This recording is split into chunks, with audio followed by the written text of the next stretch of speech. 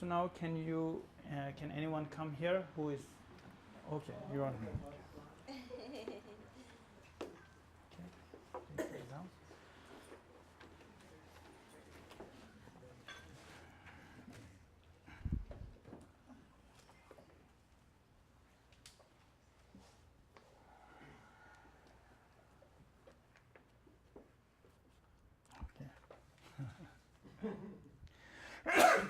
So now, like say, imagine that person is dying, and what is the most important to do is first, before he or she is dying, like for imagine like butterfly, right?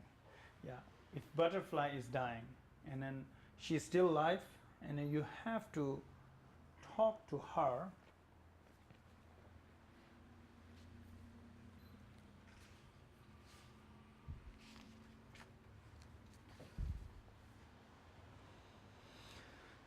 Can you read this for me?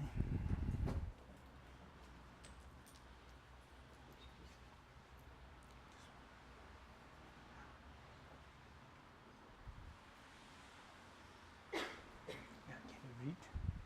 O child of Buddha nature, butterfly, the time has now come for you to seek a path. As soon as your respiration ceases, the luminosity known as the inner radiance of the first intermediate state, which your spiritual teacher formally introduced to you, will arise. Immediately your respiration ceases. All phenomena will become empty and utterly naked like space. At the same time, a naked awareness will arise, not extraneous to yourself, but radiant, empty, and without horizon or center. At that moment, you should personally recognize this intrinsic nature and rest in the state of that experience. I too will introduce it to you at that time. So this type of message is preparation for the person who is dying. Let's say, yeah, you have to stand here a little bit. There is more to read. Okay, so then this type of message, like someone must introduce, and then it said that your teacher which introduced you before, it will come more clear, right? Which one? There are so many teachings probably she have received, but out of everything, what is the most essential is that picture of the wisdom. Does that make sense? You know, out of all these teachings of the Buddha, what is the most essential, the final teaching is that introducing the wisdom. Rest is to support that wisdom or way to get there. And then that is supposed to be the most essential sort of like power. Okay? And then now that probably she is kind of processing the death, and then we have to read that over and over, say it more and more, and then more talk like personally, like okay, I will be there. Like these two people have to be very connected. And what would be the best person? That reader. The best person would be the teacher, who is very connected.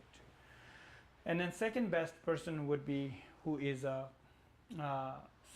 practitioner, who is also her friend. Also, they both have a very positive feeling. And then the third one will be like at least those who she don't have the negative feeling with. The person who negative feeling difficulty, they are not a right person to read or help, because after the death, the consciousness not just read the feature but read the mind. Does that make sense? So therefore, it's unhidden, very clear. So then it will create only difficulties. So therefore, so now let's say she will be repeating this, you know, like to prepare, just making very good friendship, and then also we usually do many other pujas, but in your case probably like this type of teaching, reading quite over would be great. And then Chetanam Rimbatar Sautabla Tanam Rinpoche Zola Kepa there Simkin Ditar Popar Chow Ski Rich Pushebam Lamain Tuke Mayim Bar Zeta She Hindu Ke Chung Shu Chirota Jinamla Ming Pula Diki Ke Rich Pumo Tani Chiwate on Warduki Kuran Simkin Ditar Dunzuki Kemadani Chivitulo Dokis. Okay, maybe can you read that? The second one, did you see that? Yes, from here. Yes. Venerable One, the inner radiance of the ground is now arisen before you. Recognize it and concentrate directly on its experiential cultivation. Yeah, when it said the signs are appearing, isn't that what it said? Yeah, continue. Yeah, where is the signs are? Okay. Ground is now arisen before you. Okay, continue. O child of Buddha nature, butterfly, listen. Pure inner radiance, reality itself, is now arising before you. Recognize it. O child of Buddha nature, this radiant essence that is now your conscious awareness is a brilliant emptiness. It is beyond substance, beyond characteristics, and beyond color, completely empty of inherent existence in any respect whatsoever. This is the female Buddha, the essential nature of reality. The essence of your own conscious awareness is emptiness. Yet this is not a vacuous or nihilistic emptiness. This, your very own conscious awareness, is unimpededly radiant, brilliant, and vibrant. This conscious awareness is the male Buddha, the utterly indivisible presence of these two, the essence of your own awareness, which is empty, without inherent existence, with respect to any substance whatsoever, and your own conscious awareness, which is vibrant and radiantly present, is the Buddha body of reality. This intrinsic awareness manifests in a great mass of light, in which radiance and emptiness are indivisible, is the Buddha nature of unchanging light beyond birth or death. Just to recognize this is enough. If you recognize this brilliant essence of your own conscious awareness to be the Buddha nature, then to gaze into intrinsic awareness is to abide in the enlightened intention of all the Buddhas. Yeah, these are also needed to be repeated. Now she's still alive. Now she's kind of very close to the death. Then what happened in her process of the death is just earlier I said, those 5 elements are dissolving. Then the now breath is struggling, dissolving. Like when you breathe out, you cannot breathe in. When you breathe in, you cannot breathe out. Means that the breath is dissolving into the space. The space is the consciousness. Soon as it dissolves into the consciousness, when then breath kind of merge into the inner channel, central channel. So now imagine she is going through that difficulties, going through that difficulties, and then as soon as that breath merge into that central channel, that moment she is dead. Generally, people will say, "Oh, she's dead now." Her breath stopped, but external breath stopped, but the internal breath still remained. We believe that inner breath. That's a very subtle breath. That the consciousness also dissolved in. Now breath dissolved into the consciousness. The consciousness dissolved into the clear light. We say that's a wisdom. So that moment, what happened is like the moment she's struggling and close to the stop the breath. There at the crown chakra, there's a seed from father, and then below the navel chakra, there's a seed from the mother, blood and bindu. That bindu actually descending. While it is descending, like usually what happen is her vision all will become like very white, like something very clear white. And like imagine she is struggling her breath that time, and she feel like everything very white. She cannot recognize people. She don't see anybody. Just feel like very white. That bindu is descending to the heart chakra. Then after that, the seed from mother will ascend from below the navel chakra, and then when it ascends and then all feel red, bloody red. Like, and then like sometimes those people also struggle with breathing and their eyes are going red, right? And that is struggling. And at the heart, that white bindu and the red seed are meeting.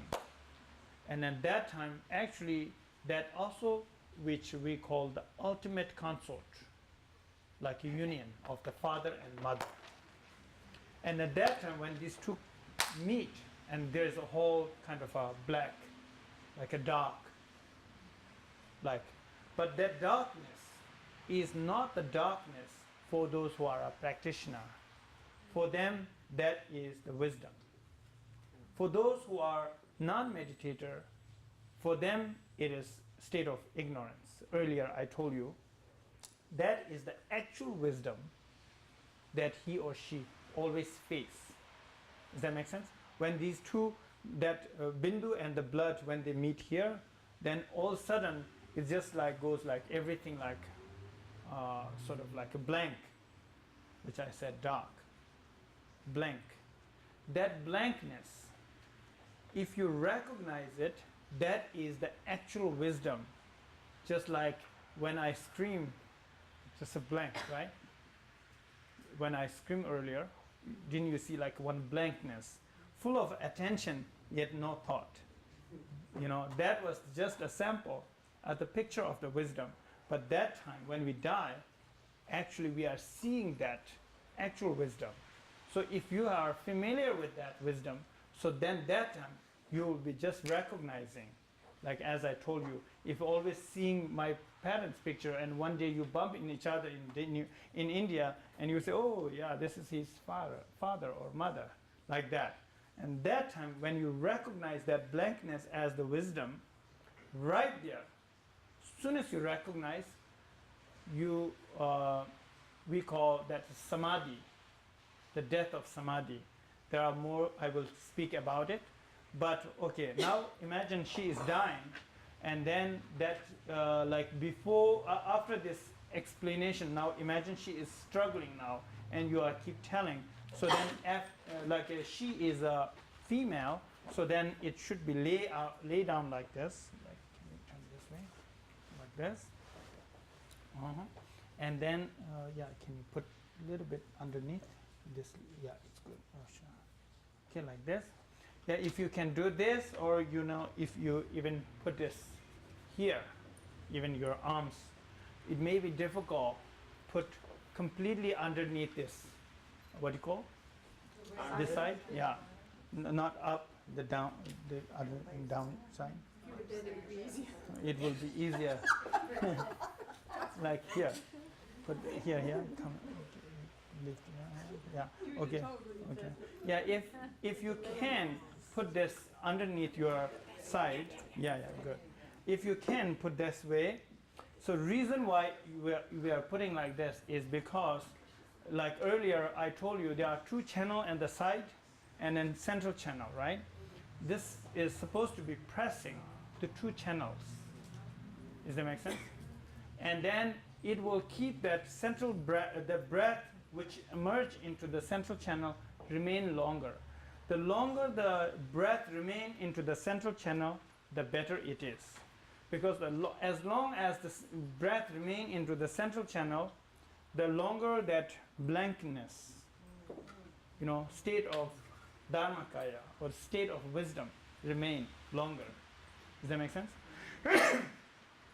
So, and then now if she is remaining in that, like, okay, some people remain that inner breath longer, some people shorter.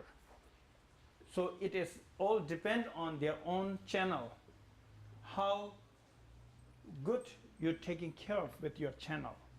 Is channel, you can take care of good channel with according to your activity.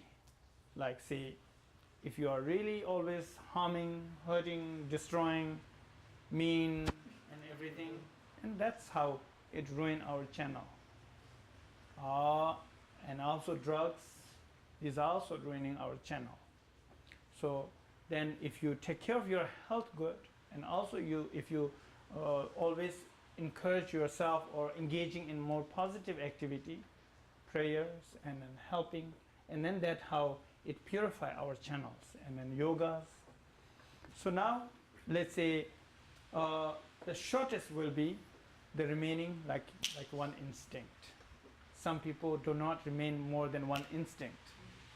They just leave the breath away from that central channel. Or some people remain for 3 days. That's what, like after the death, people keep their body for 3 days because we consider that body is not 100% dead. Who knows? Some may be instant gone. But just we try to prepare for the best, that would be 3 days. Does that make sense? So that was the reason for keeping that body for 3 days. So like now in this situation, like say she just stopped the breath, right? Or she is struggling with the breath.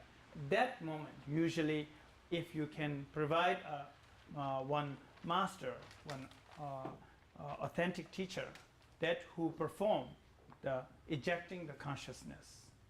Does that make sense? So normally, not many teachers would do it, but some teachers have this particular training, then they would do it. Or then second method, which we will follow, the Pardo Tiro. So from this point, can you read the next one?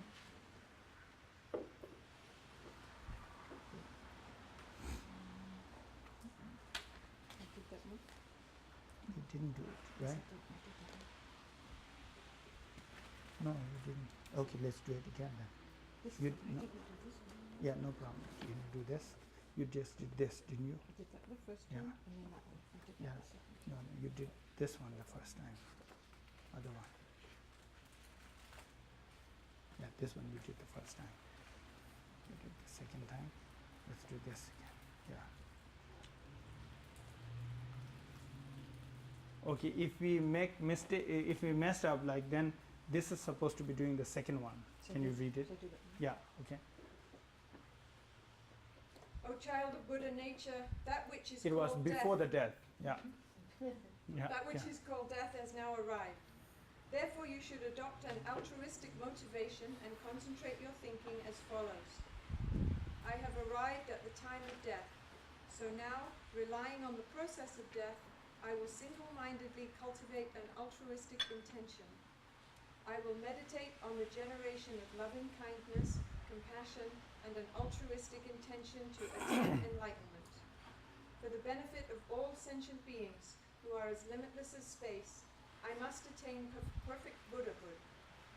And in particular, you should think, at this moment, for the sake of all sentient beings, I must recognize the time of death as the arising of inner radiance, the Buddha body of reality, and while in that state, I must attain the supreme accomplishment of the Great Seal, and thereby act for the good of all sentient beings. If I do not achieve this accomplishment, then, recognizing the intermediate state as it is, I will actualize the coalescent Buddha body of the Great Seal during the intermediate state, and thereby manifesting in order to instruct each in accordance with his or her needs, I will act for the benefit of all sentient beings who are as limitless as space. Without giving up the focus on cultivating an altruistic intention in the above way, recollect the meditative experiences which you formerly developed on the basis of the oral teachings. Okay. So yeah, like this concept, we have to develop that the death and dying is not something we have to fight with or something fearful thing. It's a like same thing that you are going to meditation. You know, always try to take it very positive attitude, and then when you do some meditation, always this is what we do. I'm going to do this practice not for myself, just for all, but all for all the sentient beings' benefit. That's what we kind of develop that intention. So now I'm engaging to the death. That is the ultimate practice of meditation, which I've been waiting for, I've been preparing for, I've been meditating always for this day. Now it is coming. Now I want to engage with a fully beautiful intention that's for the benefit of all sentient beings. That's what you are reminding. So now, say she is really dead. Then the next one, this is, now she is meeting that what you call that state of wisdom, right? And then when she is meeting with her wisdom, normally, probably if that person is a very good practitioner, without any support, he or she will see it, just say, oh, this is the wisdom. They just engage right there. And then with the support, of course, almost they're sure that she will understand it. So can you read it? Can I just say, The so these words should be clearly spoken while placing the lips close to the ear of the dying person. Yes. So you want to do that? It's okay. So I do this little one? Yes. Please. Venerable One, the inner radiance of the ground is now arisen before you. Recognize it and concentrate directly on its experiential cultivation. O child of Buddha nature, butterfly, listen. Pure inner radiance, reality itself is now arising before you. Recognize it. O child of Buddha nature, this radiant essence that is now your conscious awareness is a brilliant emptiness. It is beyond substance, beyond characteristics, and beyond color, completely empty of inherent existence in any respect whatsoever. This is the female Buddha, the essential nature of reality. The essence of your own conscious awareness is emptiness. Yet this is not a vacuous or nihilistic emptiness. This, your very own conscious awareness, is unimpededly radiant, brilliant, and vibrant. This conscious awareness is the male Buddha, the utterly indivisible presence of these two, the essence of your own awareness, which is empty, without inherent existence with respect to any substance whatsoever, and your own conscious awareness, which is vibrant and radiantly present, is the Buddha body of reality. This intrinsic awareness, manifest in a great mass of light, in which radiance and emptiness are indivisible, is the Buddha nature of unchanging light, beyond birth or death. Just to recognize this is enough. If you recognize this brilliant essence of your own conscious awareness to be the Buddha nature, then to gaze into intrinsic awareness is to abide in the enlightened attention of all the Buddhas. This introduction should be made 3 or 7 times, with correct pronunciation and clear diction. Accordingly, the deceased will firstly recollect the teachings as they have been formally given by his or her teacher, and secondly, be introduced to inner radiance as a naked, natural awareness. And then thirdly, having recognized this, he or she will attain the Buddha body of reality, beyond conjunction or disjunction, and certainly achieve liberation. So there are so much to talk about this. So now, let's say, with that, these kind of prayers, there are more prayers that which we recite over and over, and then at that point, imagine if she truly see that wisdom or not seen that wisdom, how would we know? Let's say, if she really got it during the death, or if she didn't get it during the death. There's a sign. And then one of my, or 2 of my students, actually, I had experience in Colorado who really got it. One is Ruthie, another one is Amy. And then they both got the sign of realization. Let's say, normally when someone dies, their limbs are stiff, like a wood, right? And then also, like if you keep that body for 3 days, normally getting rotted. You need to put the ice. And then all these kind of signs of the death usually appear. But if someone who got this wisdom, even the dead body performed the miracles actually. Believe or not, there were 2 people who really obviously appeared like that, those signs, and then those both are American ladies, and then the doctor and everybody really kind of got a very new experience, and they were all very amazed. What happened is that even the body is dead, yet they are like a life. Usually, like that's one sign. Their limbs are like soft, you know. And usually, when someone who dead, when you pull the skin, they are dry, so they stick like this. You know what I'm talking about? They stay like this. But when who is in the samadhi, it's called samadhi, then their body is also like a life. They just stretch back. That's second sign. And then third sign, also like that body will not be rotten, even like, and also at the heart, there is a warm, like a life. You know, it's not like a dead, but there's no breath at all. But their heart will be warm, and sometimes even like more portion of the body also remain some warmness there. And then also that body remain for like my experience, that last one, the lady Ruthie who died, 2.5 days remain warm, and then there is no rotten smell, but there's a fragrant aroma, I would say. It's not incense, neither perfume. There's something different. That smell is, we call srimchitima, that was there. And it's not just I'm saying, there are probably around 100 people who are friends of her, who are practitioners. They all kind of came to visit her. But I did not want to make it too publicity, because it is becoming more materialism rather than spiritual. But in some level, I open it because of some level I open it because of let's say, to inspire people who have been practicing, dedicated their life in Buddhism, in meditation. It's encouragement. And then and also she was 60 years old, and then when she remained in the samadhi, she was not in the position like this. She was actually sitting in the meditation position on the chair. And then her, usually that like all the wrinkles will disappear. That's what the description said. She was becoming like a 16-year-old girl. Like that's how usually the description usually says in the book. That's truly became like that. And then whole room was hard to say what is that, but there's some like a golden light feeling.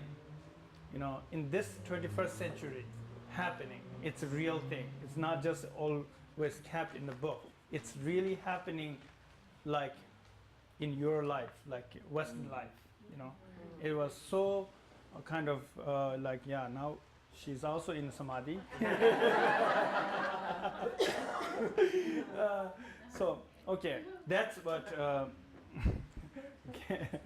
And then that's what happening. Now, let's say, yeah, I think that's done, right? Thank you so much. Okay, so one of them is if what it does to the dying person to have lived that holistic life with meditation and so on, and then be given morphine during dying process with hospice day. You know, they give in a morphine pump or something. But does that, I mean, I've always thought that must affect you. Okay, that morphine, right? Yeah. Yeah.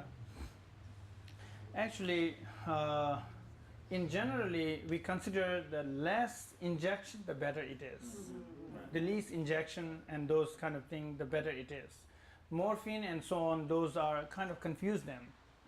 You know, they are not getting the real experience of the death. So normally, the least, the better. But some level, you probably had to take. And there were a couple questions happened during those events. Let's say some people ask, would that be okay if they take what you call sleeping injection? Sleep. Anesthesia? It's kind of like make them die faster. Oh, yeah, well, morphine does, yeah. Is that Yeah. morphine does make them die faster? Yeah. Well, Okay, whatever that is, if that injection make them die faster, sometimes you say that put in sleep or something for the dog. Euthanasia. What do you call it? Euthanasia. Okay, is that sometimes is it illegal to have this for the human? No. Okay, good. Okay, so anyway, however, for my suggestion was like, no, let's not do that. And then, but what you can really do is when she was very much struggling, and then I suggested, just imagine dying like in a cave. But then you wouldn't have that much facilities either to hold your body.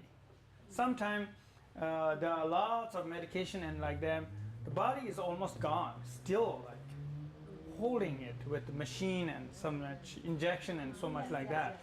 That fight, just give up. You know what I mean? But you don't have to either go faster, you know what I mean, to put some injection to sleep or whatever that is. So just you don't have to take too much life support if you really, that doesn't mean any suicide. Otherwise it seems like a suicide thing when you try to give some more injection to go faster, you know. So just leave it as natural death, you know. So Okay? if they have another incarnation, does might they come back in a more inclined toward drug addiction and so on? If they died that way, if the way you die is the way you come back in a way, isn't it? Way you die means the way you die with what?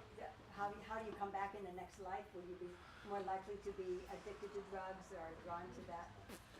Possible, right. But then that is like if you are addicted to the drugs and die also with the drugs, and then that is we call karma, right? The karma carry two things. One, the result of the action, that habit. Habit will continue. The next life also have a habit of having those drugs. Does that make sense? Yes. Yeah, I think okay. This is very important. Okay. And with the man laying, you laid her on her left arm. You said with the Oh, man you would lay him on the okay, right, yeah, thank right you. arm? Yeah, thank you for reminding me that. So yes, if that is a male, that go with the right hand down and the left hand up. If that is a female, then left down and right up, right? That's different positions. And also, like say now, after 3 days, and then also 3 days is not necessarily that body needed to take out of the house in a certain day, perfect date. That is very kind of according to the astrology. This is a little complicated. That you have to go through the astrology, lunar calendar we have. Reason is we human beings have the most precious object in this body is the head, skull. We have a very special skull, and we call it a wish fulfilling gem. You know, wish fulfilling gem. And then you know, there is whole another subject, right? Okay. There's a skull cup which is like a very auspicious and wish fulfilling gem. And sometimes when we take the dead body in the wrong day, it hurt the energy for the living ones. It's not for the only that the dying person. It just because you don't want to take the dead body and also all the fortune also take out. You want to keep the fortune of the family stay in, just take the body out. So that all because of the skull is special. You know, it's a good thing, it's a positive thing, but that's one also you have to deal with in as our culture or the Buddhism. It is kind of important to take the body in the right time, you know. And then also when you do it now, find out the right date, and also like we prepare the body, like say how we do cremate and what is the meaning of cremation. The body is so precious, and then like imagine, I can imagine my body and imagine your body, how much it took to preserve and protect this body. You know, how much you have fought to protect this body. How much food did you consume in this body? You know, so now after you die, you don't want to throw this body in a fire just like that, right? Like a one log. You want to use it.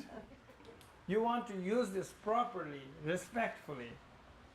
So to create this body, I have done lots of good merit, good positive activity, but also knowingly or unknowingly, I have made lots of mistakes too. So now this body I have, now I want to purify. So that way, in Tibetan, there are a couple of different ways of doing. One of that is like, of course, cremation, that putting in a fire. What we do is that we wash the body with a saffron water, like preparing like a food, and dress up nice, and we take to the, not the box, but just like a nice cremation place, which so far we don't have yet, but I'm planning to have one in Colorado, probably anywhere else too. That a traditional, I myself prefer not to put my body in the box and burn it, disappear, you know, but just have a nice cremation. That cremation place, when we have organized, now the very foundation we have a mandala. Have you seen the sand mandala? Right? Though there is a beautiful art, sand mandala we call, but those mandala is supposed to be the pure land of the deity. That's supposed to be. And then we create the mandala of Vajra Sattva, one deity mandala, and we put the wood on it. Then we put the body, and with the ceremony, what we really do is we invite the deity of the purification, which called the Vajra Sattva. Then we bring that, and then as the form of flame, fire. That fire is not just a normal fire that we visualize and we practice. That fire is the embodiment of the deity of the purification. And then there is a certain time when it comes, and we put that body into that flame to consume. The fire will consume as a eating kind of.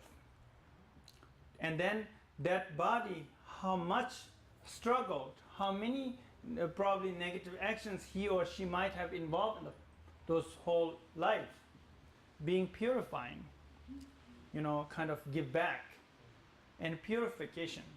And when it is purified and its end dissolving into space, that is the equal to dissolving into no thought awareness. Does that make sense? Dissolving into the no thought awareness, or the body dissolve into the space, is kind of a auspicious coincidence for enlightenment. Does that make sense? So disappeared. Now whole body disappeared consumed by that flame of the deity.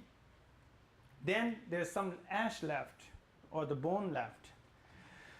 Then those bone we crush, and we make a powder and mix it with some clay. Then we make a satsa, we call it satsa. Satsa is the form of Buddha, lots of Buddha's image. And we mold that clay, we make a mold. And while we're making mold with that our visualization is that person is enlightened, then again take a form for the benefit of all sentient beings, reincarnation as a Buddha. That image, that image we actually keep in shrines, and there is a special, we make a special temple, satsa temple. So we keep all those satsa in those temples, so people actually circumambulate. And that is a beautiful kind of a philosophy, how we serve all the way to the ash, and then let's say in Buddhism, if you are familiar, Dharmakaya and the Rupakaya means the when we enlighten, let's say enlightenment is like a sun appearing from the sky with no cloud. That is Dharmakaya. That's the final destination, the ultimate enlightenment. When they enlighten, yet light radiate and spread all over the space. then the images appear, reflections appear in all the little lakes and big oceans, or anywhere where is a little water. There's always appearing the images of the sun. Similarly, once we absolute enlighten, yet they will reincarnate. Millions and millions of reincarnation in all the pure lands, heavens, those are like lights radiate all over the space. And then images appear in the reflection wise in the ocean and lake. That's a reincarnation as a human form. Like here, lots of enlightened being born, like His Holiness the Dalai Lama, His Holiness Lhoppon Rinpoche, or many great enlightened beings kind of reincarnate. Those are we call Rupakaya. Rupakaya means form, appear as a form, you know. So anyway, that subject is a little more complicated, but then for the auspicious kind of wise, when the body dissolves into the space and yet we make one form, that's the two difference. The space dissolve, that's the Dharmakaya, but when we make a mold, that's the Rupakaya, the form. Okay? So anyway, that particular subject, it's a little kind of complicated. In a short time, it's hard to explain. It's a little kind of profound. But anyway, but there's a one full tradition how to take care of the death and dying. But to do this particular practice, if you want to do, please have this type of book. There is a whole full version. So then if you want, then maybe Olivia is organizing the future. This time is just she and I both wanted to see what is the audience respond, and if the response is positive, then we can work more in the future, like more practical way and with more like a retreat type, so that I can train you specifically and precisely about this, right? Or otherwise, if you have a question, you may ask me. When practicing the POA and ejecting the consciousness to heaven, that's done at the moment of death or before? Yeah, moment of the death. The moment of Moment of the death would be the best moment, or after the death, just soon as possible. That would be the best. Or sometime even after long time of the death, still some people try to do that anyway. Yeah. And then having that practice is not harmful, it's harmless. Like even last year's death, if they try to do this pour now, would not be harmful, just only it can be helping. But I don't know if it will be affected because the consciousness is totally left, you know. Yeah. Okay. Are you aware if people can go through excruciating pain through the process of death? Are you aware people can go through excruciating pain? Yeah, excruciating means Yeah. very much pain. Very much pain, Uh-huh. writhing and Right. things like that. Right. Do you still go through the same treatment process like you were just doing, or do you take a little different? Yes, going through the same thing, but sometimes when people are so much struggling and then they cannot handle so much, but yet we try to do this as best as we can, but sometimes it is probably not helpful. Yeah. Yeah, we try to provide that anyway. Along those lines, I gave my husband, as he was dying, oxycodone drops. And it was only the last 2 minutes, and so we had awareness and connection prior to that, and it helped him to be able to kind of soften and relax and not be in pain consciousness, but be in awareness consciousness. Okay. I still don't get it. Can you maybe explain me? Oh, she's just sharing what happened. Oh, when she- you are sharing. Yeah. I see. And then, like, was there any other helps, or you were helping there? It was just the two of us. Two of you. It Okay. was the two of us. Mm-hmm. I see.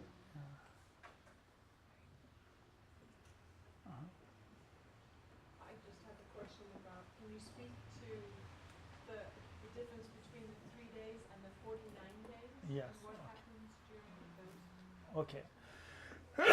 So now the 3 days, the first 3 days, which we just said, that consciousness remaining, and then after that, soon as that kind of inner breath will release, that consciousness, if that consciousness do not recognize the wisdom, then it's more like that person's consciousness was remaining in the state of ignorance, like a deep sleep or kind of like a coma kind of thing, nothing, blank. And all of a sudden they just kind of woke up like from a deep sleep. That type of experience they would have. And then first thing that they will experience is what happened. Just kind of awake from a deep sleep. They are not even recognize they are dead. They are not realizing they are dead. First thing is they just wake up. And then they just kind of try to do the thing that what they usually do. And then they're kind of frustrated because people are not responding them. First thing, then they like that takes maybe 1 day or so. They just kind of going through the frustration of confusion of their death. That's what happened. And then slowly, then they engage. Let's say out of their fear, they start seeing things. And then they recognize, oh, now I'm dead. By the time they recognize they're dead, then their anger comes, and anger appear externally. That is like different lights, and then different which here in our Pardo saying that, and then different Buddhas appear. So now from then it is starting the first when there's a blank state of blankness until that 3 days which we call Pardo of dying. Now after that, when start seeing things, that time Pardo of Dharmakaya, Pardo of suchness, which they are start seeing some kind of visions like anger, attachment, jealousy, ignorance, and ego. And normally this is what we are seeing today too. It's not just only in a Pardo we see things like that, but we are seeing here too. Just now what you are seeing right now, these appearance, the heart, those earth is the reflect, like this mind is like a movie projector. And these are the projection. The ego reflect as the earth. And then attachment reflect as the water. Anger reflect as the fire. Jealousy reflect as the wind. Ignorance reflect as the space. For this Pardo, for example, this life Pardo. Pardo means intermediate state between two things. And then, so now when we die, so now again anger reflect like different types of deities, like Buddha's images. And then first it starts from peaceful deities, and there are 100 deities, and in those 100 deities starting from peaceful deities, and then sooner we recognize those wisdom, the better it is. If 49 days is the maximum, someone can enlighten in the first period where it's Pardo of dying, when they see the first actual wisdom. That is the best opportunity that someone can enlighten. If they miss that opportunity, and the second best is when the peaceful deity arises. When they see the peaceful deity, they just see lots of lights, and then there are two lights are appearing. The very strong lights and then very light light, like less strong lights. And then usually the strong light are more fearful, and then and also at the same time there's lots of sound, strong sound appear. and often the people will scare of those sounds. Then there's again a whole thing to read, like while these are happening. And then those strong light, we are not supposed to be attached. We are supposed to love that strong light. We're supposed to believe that is the light of the Buddhas. But our habit will more attract to the less strong light, and that usually take you to born in one of this realm, and I never know which realm it will take you, but one of the it can be animal, it can be human, in anywhere it can take you. So that's how first the peaceful deities start, and then after that there will be wrathful deities starting, and then that whole session is called Pardo of Dharmakaya. And then after that, that whole thing will take somewhere like 20 or 30 days. Then after that, then another one session will arise that will take and then engaging to form.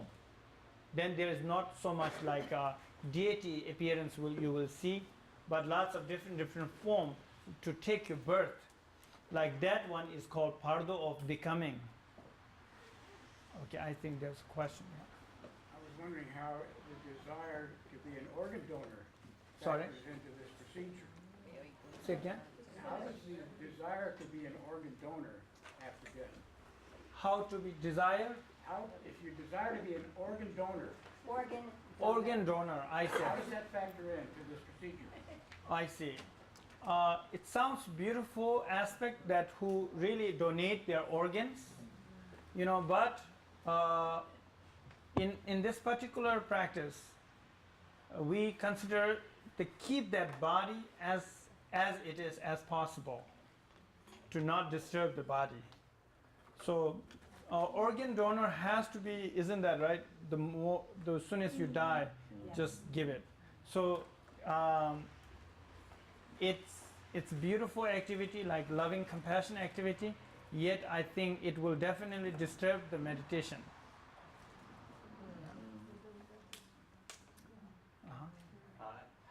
How you're talking about the 49 days?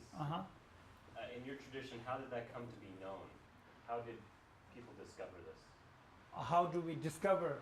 How did the people that wrote the Book of the Dead, how did they come to know this? Okay, actually, this teaching was given us by Padmasambhava, that who is the enlightened being, second Buddha, and then, like, he taught from his own experience, and he has the clairvoyance and all this experience, and also that teaching was buried in Tibet, and later Tepten Karma Lingpa, who revealed that treasure, and again it just spoke more openly, and then there are many masters who can experience, and it's not like everyone can see all these 49 days, but there are lots of great masters.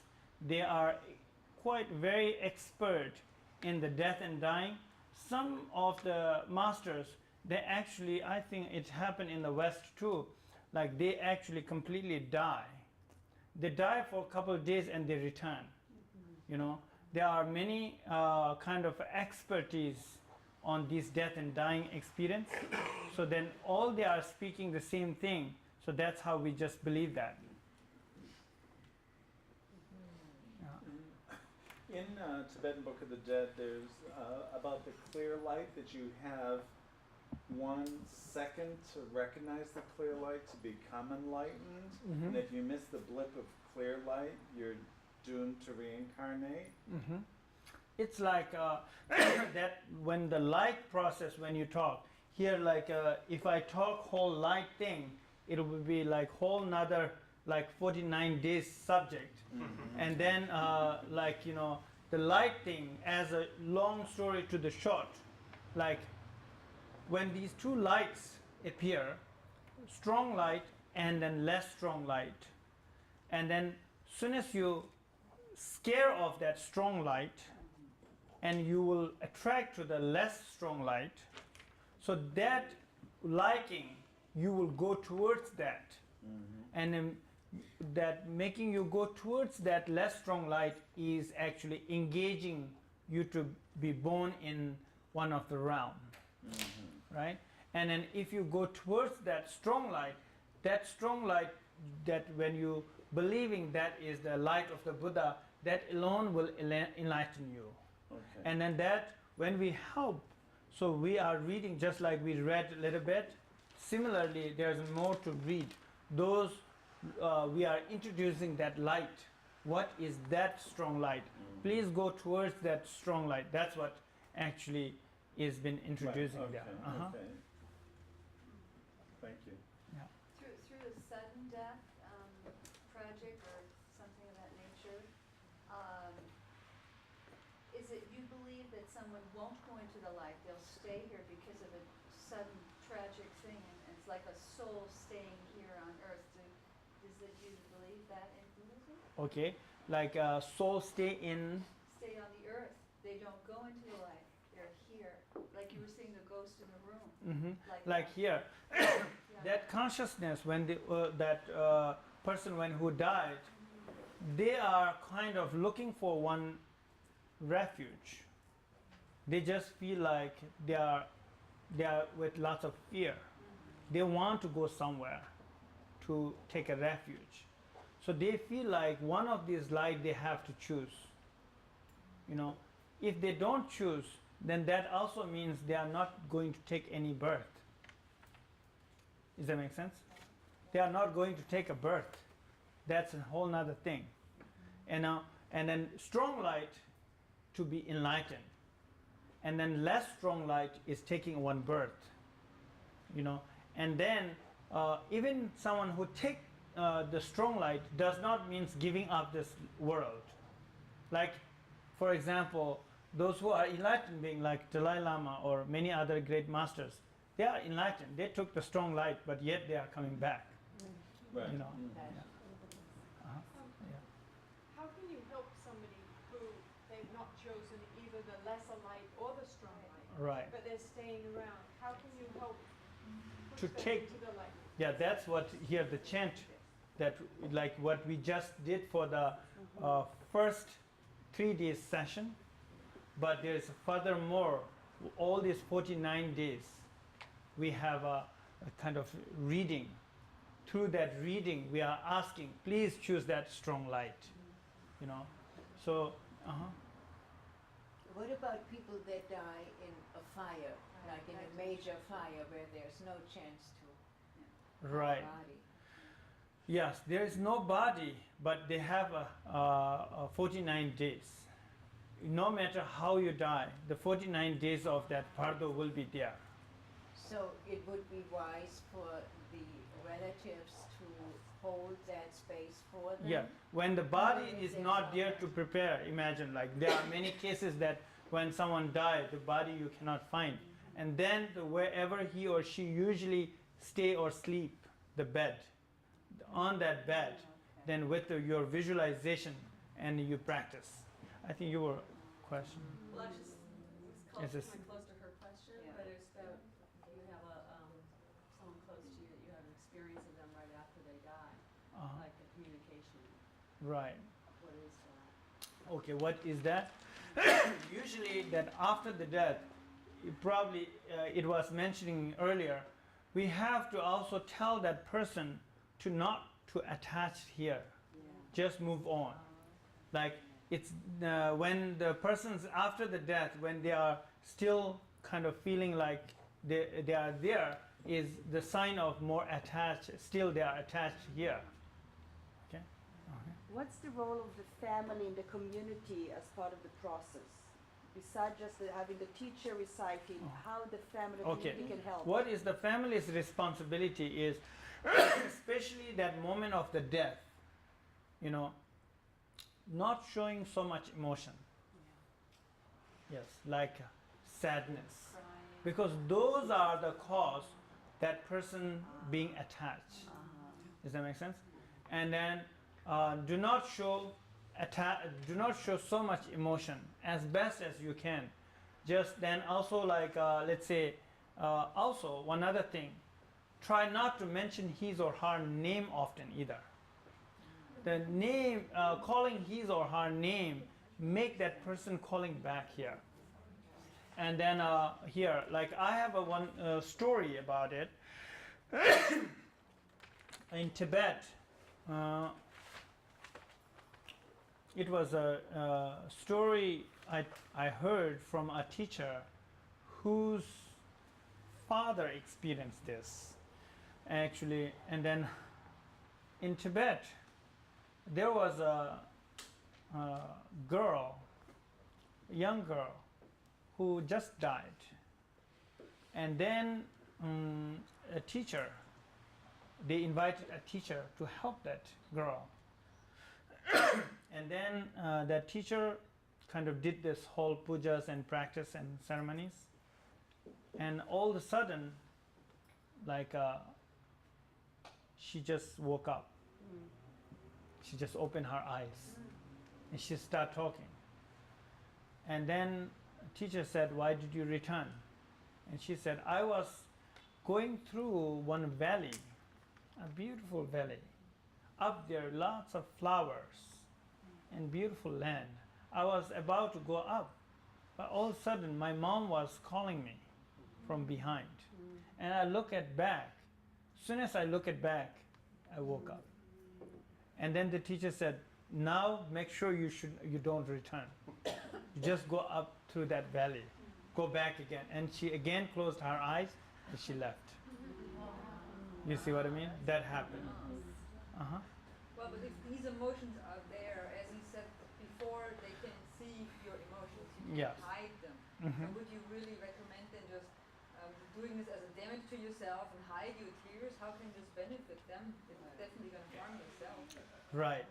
Like here, when you have the emotion, like you should just engage into practice. Like the practice, meditation, and pray, rather than, there are two types of emotion. One, the emotion calling back. Another, the emotion yet supporting, like go and safe journey. You know, of course, the best would be not that type of emotion at all, but it is helpless. But then when we just kind of use that emotion in a safe journey, like again, please go well. And there are lots of prayers, and engage one's own emotion also in the practice. So that is better, rather than emotion attaching that back. Does that make sense? Okay. Is there any connection or value to dream practice in the Bardo state? Say again? Dream practice Mm-hmm. before you die, and the Bardo state or the Poa state? Oh, does dream yoga help for the Pardo practice? Yes. Sure, yes, absolutely. Here, the dream yoga is one of the meditation, which we just did the meditation. Actually, someone who is good in life meditation, they must be good in dream yoga too. Someone who is good in dream yoga, they also will be good in the life practice too. It's not like one side is great, another side is not good, but then these all practices are equally supporting that, because of all dream yoga or the life meditation. The dream yoga, when we said, it's also experiencing the no thought awareness, we just did that. That practice is trying to observe. So that definitely supporting the Pardo. Earlier before you, at the beginning of your talk tonight, you kept referring to sentient beings as part of what you were describing. So are you able to do this with other sentient beings besides humans? Okay, is my practice affect other sentient beings besides the human? Is that what you're saying? I'm asking if you could read. Oh yes, yes, absolutely. Yes, for the dogs and cats. Yes, absolutely. For all sentient beings, it is equal for that Pardo experience. So the Pardo practice and prayer and puja, all these are for all sentient beings. Yeah. Because you mentioned the word puja, and a lot of people don't know what is that about. Can you tell us a little bit about it? I see. Puja is like one kind of a ritual ceremony. But then the puja is also like usually in the, let's say in Buddhism, there is a Sutrayana and there's a Vajrayana. Okay? And then these two are two different techniques. The Sutrayana's technique to get you realized through lots of logic and intellectual approach. And then Vajrayana is another method to enlighten you through metaphor and song. Through metaphor and song. Let's say if you lost your kingdom, you are prince and princess, and you walked away from your own kingdom, you're wandering in the jungle, and you've grown up in the jungle, and reminding you, showing your toys when you're playing, when you're little in your palace. Oh, seems familiar. What is it? Like, you know, oh my, I have to go back to my home. So that's why in the Vajrayana, lots of ritual. The ritual are supposed to be, and then you can see there are lots of kind of tankas, like statues and pictures, art like that. Those are supposed to be reminding you who you are. It's not something out there besides you. It's all supposed to be yourself. It's a reminder. And there are lots of images you can see in the Vajrayana, victorious banners and so on we call. Victorious banners meaning like you are the victorious one, kind of reminding. And there are lots of chants which are like a song, which I want to share with you before we end this session. Ema se de